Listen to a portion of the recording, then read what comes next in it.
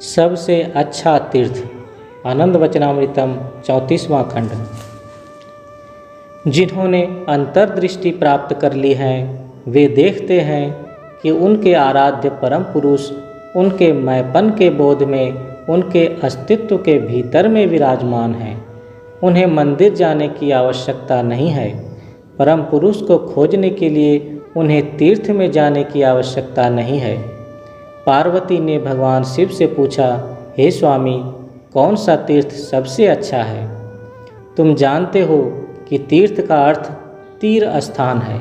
मान लो एक नदी में एक जल रेखा है। वह जल रेखा जहाँ तट को स्पर्श करता है उस स्पर्श बिंदु को तीर कहा जाता है, और उसके ऊपर नदी का जो ढलान होता है उसको बेला या बेला भूमि, तट, किनारा कहते हैं। किंतु तीर किनारा नहीं है।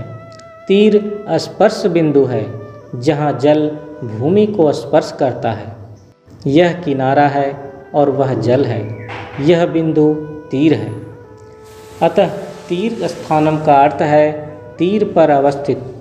यदि तुम एक कदम नीचे गए तो जल में चले जाओगे, एक कदम ऊपर गए तो तुम सूखी भूमि पर आ जाओगे। उस बिंदु को कहा जाता है तीर स्थानम।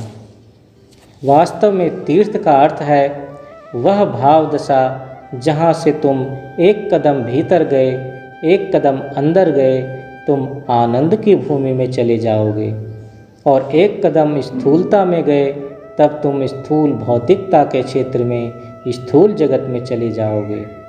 अतः तीर्थ स्थान एक मनुष्य को निरंतर अपने मन को, स्वयं को तीर्थ में रखने की चेष्टा करनी चाहिए।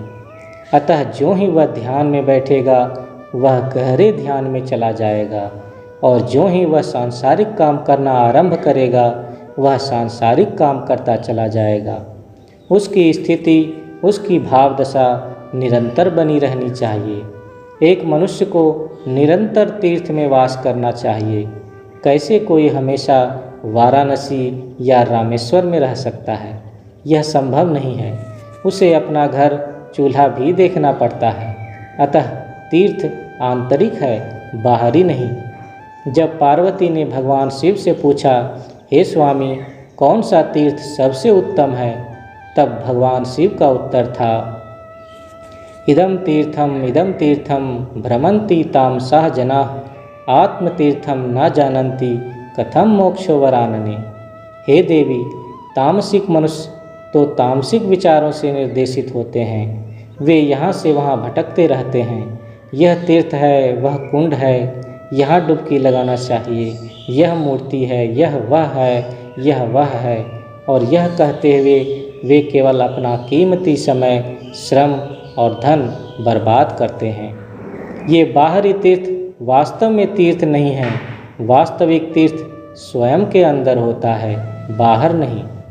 आत्मतीर्थम न जानन्ति, वे इस आत्मतीर्थ को नहीं जानते हैं जहाँ परम पुरुष छिपे हुए हैं। अभी अभी मैंने तुमसे कहा है, धर्मस्य तत्वम निहितम गुहायाम। वह तीर्थ उन्हें ज्ञात नहीं है, इसलिए वे मोक्ष नहीं प्राप्त कर सकते। हमेशा अपने आत्म तीर्थ में ही रहना चाहिए। शुभमस्तु।